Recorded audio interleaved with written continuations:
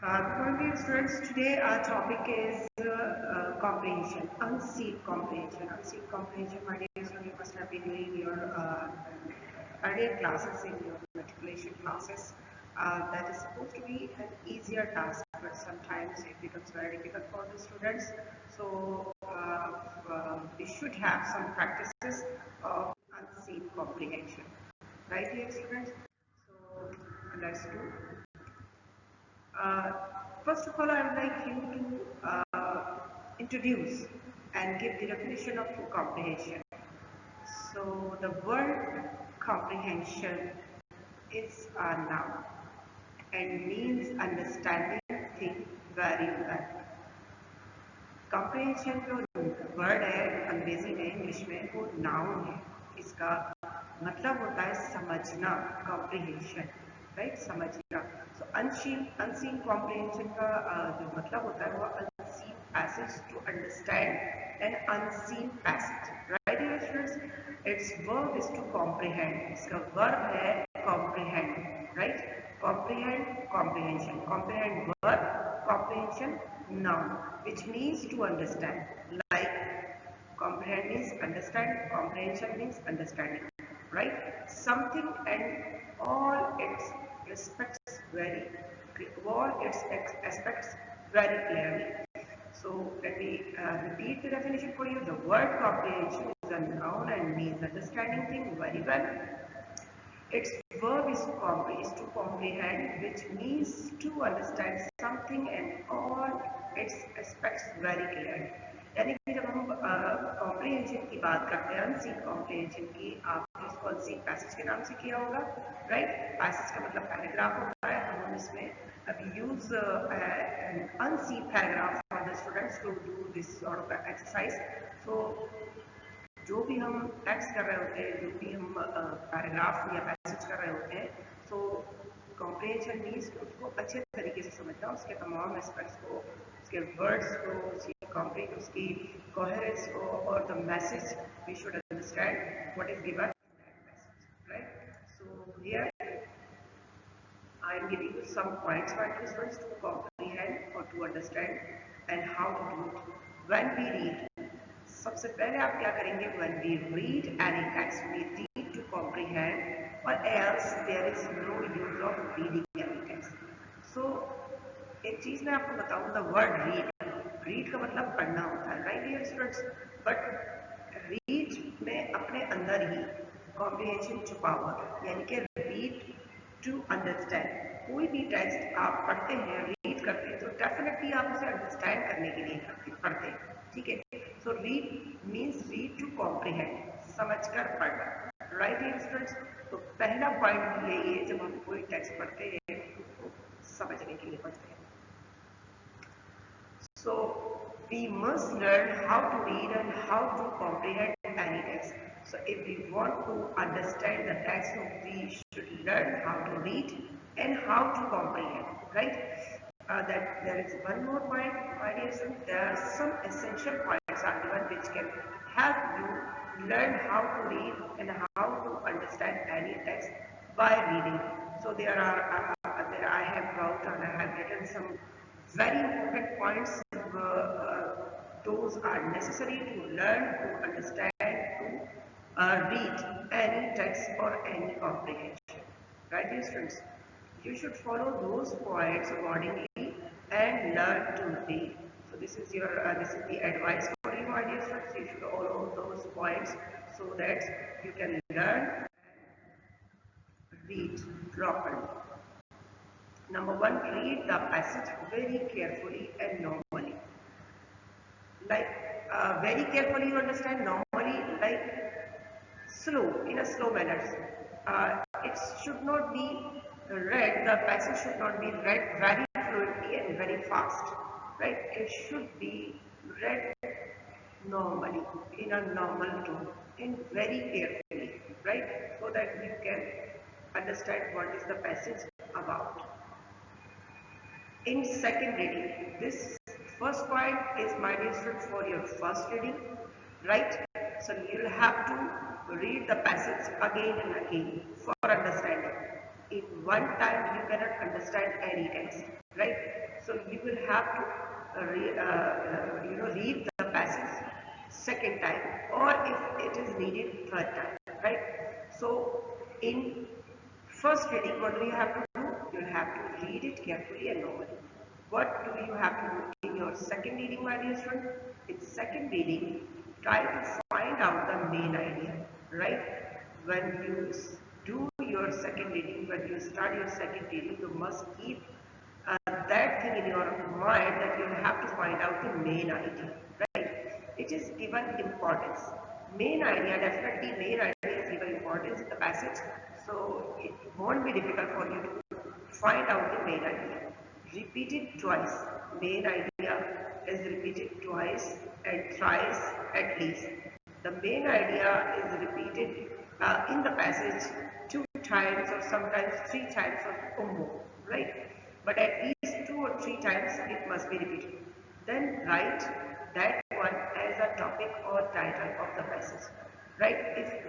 Once you understand the main idea, my dear students, you must decide that you will write and you will take as a title of the passage. You know that after completing the passage, after writing all the question, you have to find out the title. The last question sometimes is that find out the title, sometimes first question, right? Depends. Underline other important ideas. Once you have decided main idea, my dear students, so you start underlining other important ideas. So in the passage there must be different other ideas that can have importance in your text. Now let's add another point. Read questions at the end one by one. When you have done your reading, your first reading, you must find out the main idea in your second reading. When you have done your second reading, now you have to read questions one by one. Relate the questions with the ideas and mark the number of the questions. In your second reading, you must have underlined the important ideas, right? And now when you read the questions one by one, so you must relate the question to the important points, important ideas, but you have already underlined, right? In that manner, you can find the answers of the questions very easily, right, dear students? Okay, one point is very important. When you select the title of the passage, you need to avoid verb in the title, right? You can write a single word in the title, you can write phrase in the title, but you should not write verb in the title. Writing verb in the title can cancel your title, right, dear students? Next point, prepare a rough draft of the answers using synonyms and then give them a final shape. You'll have to prepare a rough draft. You're not, finalizing that draft, but once you do the unseen comprehension, so before that you can complete it, you must write a rough draft of answers. Here you can use synonyms of the given words. Then you can give it a final shape.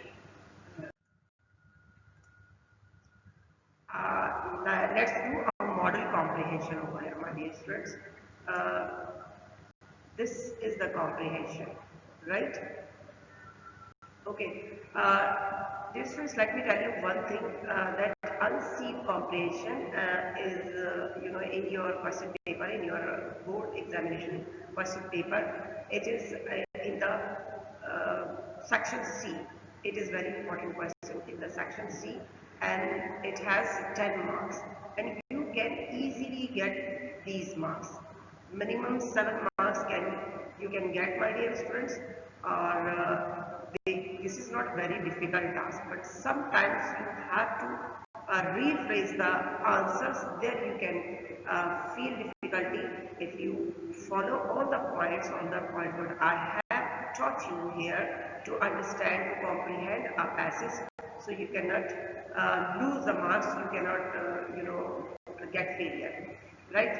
And one thing more, sometimes in your textbook, we can extract any text or any passage from your textbook, right?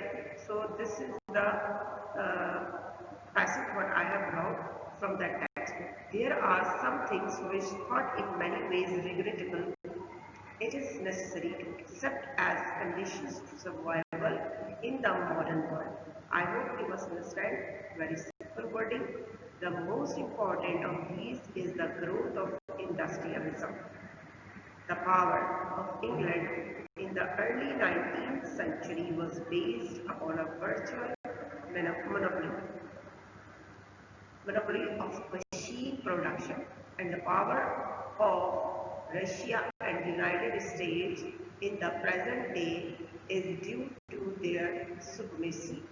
In this respect, it is useless to talk against mechanization, because those who lag behind have difficulty in preserving their independence. When industrialism was new in England, it rose indignant protest. These protests were eloquently expressed in Carlyle's Past and Present, but they remained completely ineffective.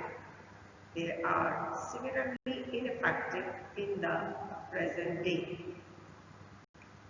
Gandhi, in spite of his immense influence over his compatriot, was totally unable to restore the spinning wheel. Machine production and scientific technique generally is bound to prevail wherever there is sufficient civilization to make it possible. So dear student, before that I could continue and go through more of the lines. Let's see what is the main idea, my dear student. We are repeating mechanization, machine production, industrialism. So all you must have understood, dear students, that the main idea is of industrialism, right? So we can select any title like industrialism. Industrialism can be the title, or importance of industrialism can be the title, right? It depends what you select, right? You must have understood the main idea. Let's continue. Let's take some questions, my dear students. I'm not repeating because you have to repeat when you solve it, right? So आपको 2 या 3 पढ़ना पड़ेगा. Question number 1 is that, my dear student, what cause does the author attribute the power of England in the early 19th century and the present power of Russia and America, right? So let's take another question. If you don't understand the question, you can repeat the question. You can read it 2 or 3 times so that you can understand and match the underlined points or underlined ideas what you have done. Why does the author consider it useless to resist industrialization? Right? Let's take one more question. Why did the protest against industrialization remain completely ineffective? As soon as I am reading the questions, if you listen to that comprehension, that passage what I have read for you, so you must be relating the ideas with these questions, right, dear students? Okay, we'll do furthermore. Question number 4 is that give a suitable title to the passage. My dear student, title we already have selected. It is what? Industrialism or importance of industrialism. Yeah, industrialization. Right, dear student, these are 4 questions. You need to give the answer of these 4 questions to solve this comprehension, this passage. Or my dear friend, I have brought answers also for you so that you can understand how to give the answer. For example, the first question was that what cause does the author attribute the power of England in the early 19th century and the present power of Russia and America? Let's see what I have found the answer. Very simple.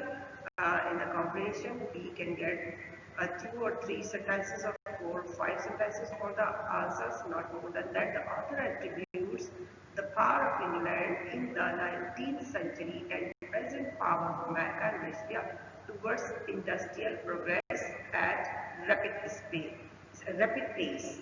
Right, dear students? That's where it became very simple to find the answers from the passage. Let's take next question. Question number 2.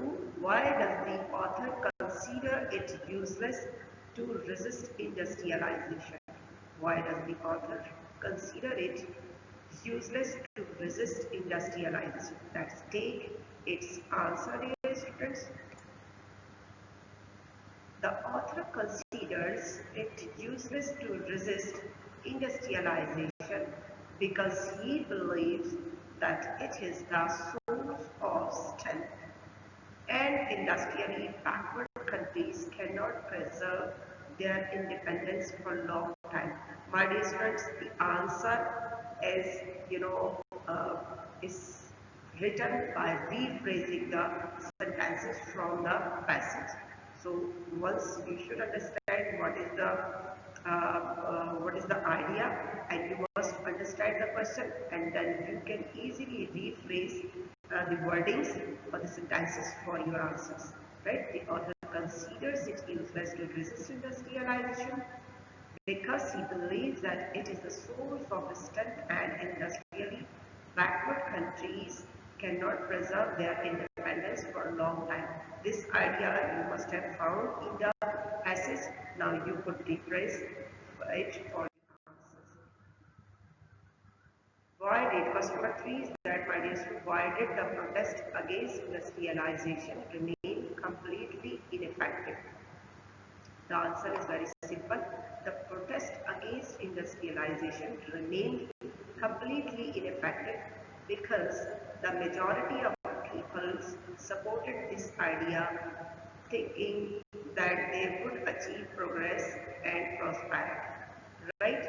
The last question, give a suitable title to the passage. Importance of industries, industrialization, industrialism. There can be more of suitable topics. Hope you must have understood that, students.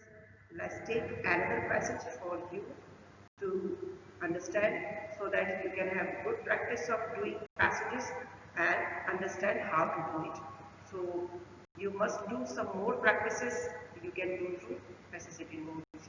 Let's read this passage. Excuse me. This passage for you, dear students. It was natural that the English of London should become the standard model for the whole country. Excuse me. The course and the kinds of the government used the London dialect, and since London was the largest city and port in Britain, it was the most useful and generally accepted kind of English for commerce. Its prestige as a literary dialect was established by the popularity of two writers, Chaucer and Cowper, who spoke and wrote the English for London. Up to their time, English literature was written in a variety of dialects. Excuse me. Since their time, very little non-dramatic literature, with the exception of some good Scottish literature, has been written in any of the provincial dialects. You see, dear students, it's a very simple and very easy for you to understand. This is the passage about English language. So I have already written the title or the main thing, main idea, that is about English language. So let's see how you do it. There are some questions. Let us take questions. My dear student, question question. One is that why is it natural that the English of London should become the standard model for the whole country? My dear sir, hope you must remind that when we were reading, so we got the point for the answer of this question. Who established the prestige of the English of London as a literary dialect? If you recall, when I was reading, so there were two personalities. My dear students, let's take some more questions. My dear students, why was English literature written in many different dialects up to the time of Chaucer and Cowper? Now you can get the answer by reading one more time of your passage. What do you understand by term dialect? Right? Sometimes you need to give the answer for some specific, some difficult words. So we'll be doing, inshallah. Give a suitable title to the passage.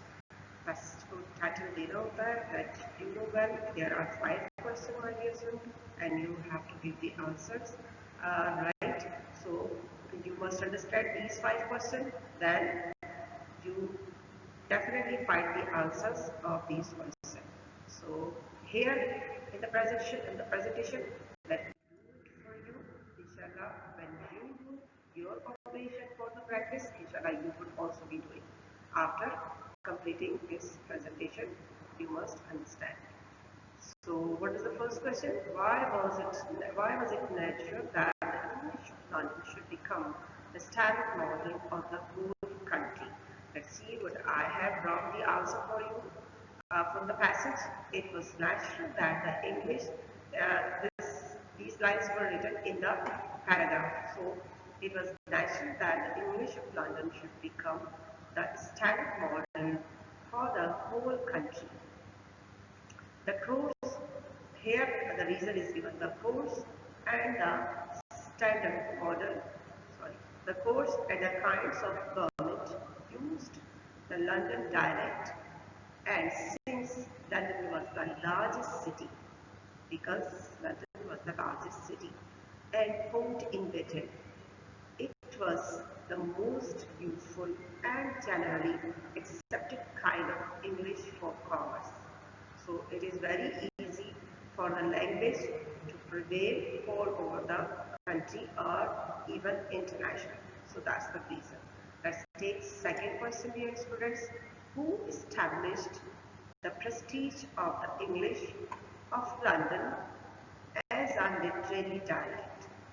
Here we have to write the names of the personalities who have done it. So let's take its prestige as a literary dialect was established by the popularity of 2 writers. Who were those writers? Chaucer and Cowper, who spoke and wrote the English of London. So because of those personalities, Chaucer and Cowper, it's not difficult to remember their names. Let's take question number 3. Why was English literature written in many different dialects up to the time of Chaucer and Cowper? Why was English literature written in many different dialects up to the time of Chaucer and Cowper? After Chaucer and Cowper, the dialect was decided, but before them, so they were many and different. Up to their time, English literature was written in a variety of dialects. Since their time, very little non-dramatic literature, with the exception of some good Scottish literature, has been written in any of the provincial dialects. Right? Answer has been completed. Let's take question number 4 years. What do you understand by the term dialect? Sometimes we can find a difficult word or terminology used in the passage. So a question could be asked about that terminology or about that difficult word. So you must read it by again and again. Then you would come to know by understanding the prefixes and suffixes, so you can understand the meaning of that term or that paragraph. You can read the idea before the word and read the idea after the word. By understanding the ideas, you can understand the meaning. So let's take its answer. A variety of language used by the member of a group. A variety of language used by the member of a group. That means that dialects mean. Right here, students? The last question, give a suitable title to the above passage. So, title when once when we read first time or second time, so automatically title you can get in your mind. If you read it with good concentration, you can easily find the title. Right here, what title would be given? It is English language. But I had already found, so I had already given the title English language, because this that paragraph was whole about English language. So that was very simple to understand its title. Right, dear students? And also you must have through the paragraph you must have understood so many ideas, how English language prevailed and how it was started. So that is that increases your general knowledge as well. Right, dear students? And I have given you two of the practices, and if you want to have some more practices, my dear students, you can go through SSCT notes. In SSCT notes, I have given you more than 25 practices over there. Some, unseen passages, some unseen comprehensions are solved. I have solved some of them for you, and I have left to solve for you people, my dear students. You can go through solved comprehensions once to understand how they are done, and you can extract what you feel easy for you to do it, to have some practice, and after some practice you can extract any difficult passage what you feel very difficult for you to do. So you can practice both of them. Inshallah, if you practice them, you could learn how to do unseen comprehension. And this is the question used in the paper in the section C, and it has 10 marks, and you can, I have told you that you can easily get these marks. Approximately at least seven marks you can get, my dear students. So if you do it in a very good manner, in a very excellent manner, you can get more marks, my dear students. So sometimes when I was doing assessment, my dear students, I saw that some of the students leave that question. So I was very surprised that this is the question that very interesting, and it's not that difficult that students think it is. So it can be done very easily. You can give full concentration to the passage and easily find the answers of the given questions. And one thing you must remember, dear student, while you are writing the title, while you are selecting the title, that you have to avoid verb. So you should not get this point. My dear students, hope you must have understood